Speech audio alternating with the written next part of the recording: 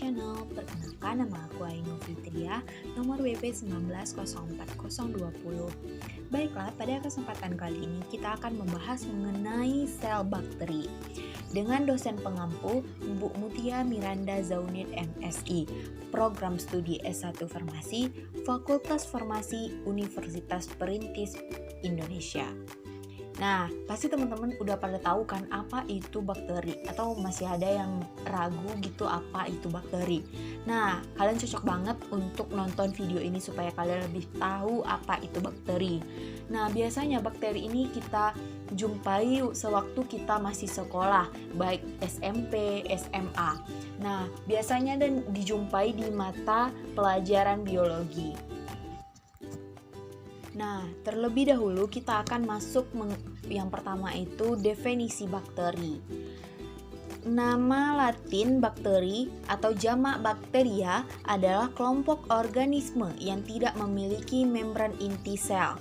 Organisme ini termasuk ke dalam domain prokariota dari berukuran sangat kecil atau mikroskopik serta memiliki peran besar dalam kehidupan bumi.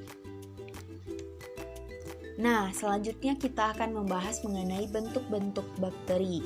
Bakteri berdasarkan bentuknya terbagi di dalam 3 golongan besar. Yang pertama, kokus. Kokus adalah bakteri yang berbentuk bulat seperti bola dan mempunyai beberapa variasi sebagai berikut. Contohnya di gambar kita bisa tahu Diplococus, ini dia, bentuknya itu berganda. Tetracoccus bentuknya banyak, ini 4, tetra itu biasanya 4 ya guys, dan Staphylococcus nih banyak ya, dan Streptococcus ini kita bisa membedakannya berdasarkan banyak lingkarannya. Yang kedua yaitu basil, adalah kelompok bakteri yang berbentuk batang atau silinder. Contohnya Diplococcus, di berarti 2 ya, nih contohnya. Streptobacillus, contohnya ini, strepto berarti banyak ya. Selanjutnya spiral. Spiral adalah bakteri yang berbentuk lengkung dan mempunyai variasi sebagai berikut. Yang pertama vibrio, nah bisa kita lihat seperti kacang ini yang vibrio. Yang selanjutnya spiral, spiral berarti melengkung ya. Selanjutnya spirochete. Nah ini dia bentuknya. Next, kita akan membahas mengenai struktur bakteri. Nah, struktur bakteri itu kan banyak ya guys. Jadi dikelompokkan menjadi 3. Yang pertama dinding sel, dan yang kedua bagian internal, dan yang ketiga bagian eksternal. Nah, bisa kalian cermati dulu nih gambarnya nih. Yang pertama kita akan membahas dinding sel. Dinding sel, yang mana dinding sel berarti ini ya guys, soalnya dia yang melapisi membran tersebut. Dinding sel terbentuk dari peptidoglikan, yaitu sejenis polisakarida yang berikatan dengan protein. Peptidoligan merupakan suatu polimer yang terdiri dari polipeptida pendek. Peptidoglikan mempunyai ketebalan lapisan yang bermacam-macam. Nah, ketebalannya itu bisa mempengaruhi warna dari dinding sel itu sendiri. Fungsinya sebagai dapat memberikan perlindungan fisik, mempertahankan bentuk sel. Nah, kita masuk ke yang kedua yaitu bagian internal. Nah, di bagian internal ini pasti banyak yang terdiri dari 6. Yang pertama membran sel. Membran sel. Nah, bisa kita lihat di sini gambarnya. Nah, ini yang warna merah, orange ke orange gitu. Membran sel atau membran plasma tersusun dari fosfolipid dan protein. Fungsinya mengarahkan pertukaran zat yang berada di dalam sel dengan zat yang berada di luar sel.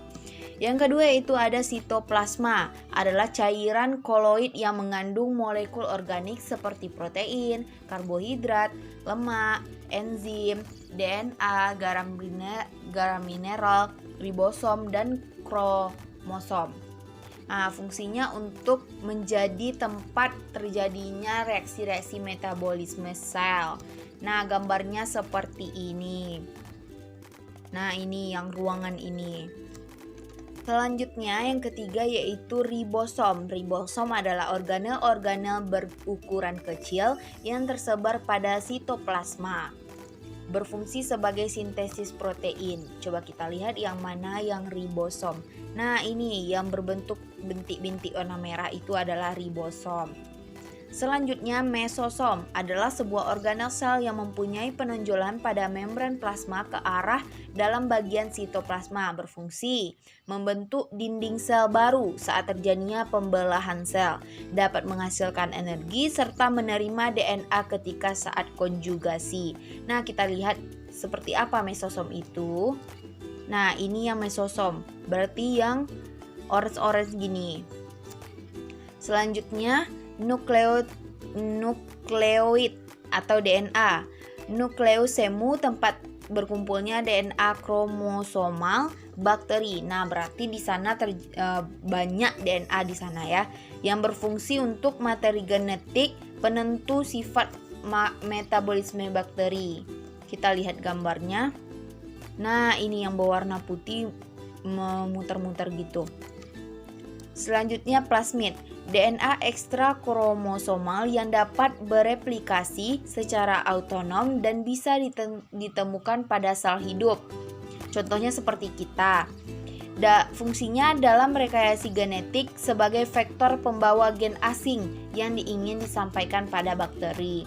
Plasmid itu kita lihat gambarnya, nah yang ini yang berwarna ungu. Nah, kita masuk ke bagian eksternal. Yang pertama itu ada flagella. Yang mana flagella ini dia. Flagel berarti kan yang warna biru ini, yaitu bulu cambuk yang terdiri dari senyawa protein yang terdapat pada dinding sel. Nah, ini dia. Fungsinya untuk alat pergerakan. Selanjutnya ada pili. Pili berasal dari bahasa Latin, pili berarti rambut, sedangkan fibria berasal dari kata fibria yang berarti daerah pinggir. Berfungsi untuk melekatkan diri dengan sel bakteri lainnya, mendukung bakteri yang menempel pada suatu medium tempat hidupnya. Yang pilih yang mana? Yang ini, rambut-rambut yang berwarna hijau ini. Selanjutnya ada kapsul. Kapsul atau disebut juga dengan lapisan lendir merupakan lapisan terluar dari bakteri yang melapisi dinding sel. Berfungsi untuk membantu melekatkan pelekatan dengan sel bakteri lain atau pada substrat. Bakteri jenis patogen, kapsul dapat melindungi bakteri dari pengaruh sistem kekebalan atau antibodi yang dihasilkan oleh sel tubuh inang, seperti contohnya kita ya. Nah, ini yang kapsul yang berwarna hijau. Oke. Nah, kita masuk ke pembahasan terakhir nih, manfaat bakteri. Manfaat bakteri ini sangat banyak dijumpai di dalam kehidupan kita sehari-hari. Seperti contohnya teman-teman suka minum yogurt atau Yakult bisa. Nah, ini manfaat dari bakteri juga. Nah, di sini aku mengambil 3 bidang dalam manfaat bakteri. Yang pertama yaitu kesehatan, yang kedua pangan, dan yang ketiga industri. Untuk bidang kesehatan, antibiotik merupakan zat yang dihasilkan oleh mikroorganisme dan mempunyai daya hambat terhadap kegiatan mikroorganisme lain, dan senyawa ini banyak digunakan dalam penyembuhan suatu penyakit. Contohnya, Streptomyces criceus menghasilkan antibiotik streptomycin. Yang kedua, bidang pangan. Contohnya, Lactobacillus lactis dapat mengendapkan kasein dari susu untuk proses pembuatan buttermilk.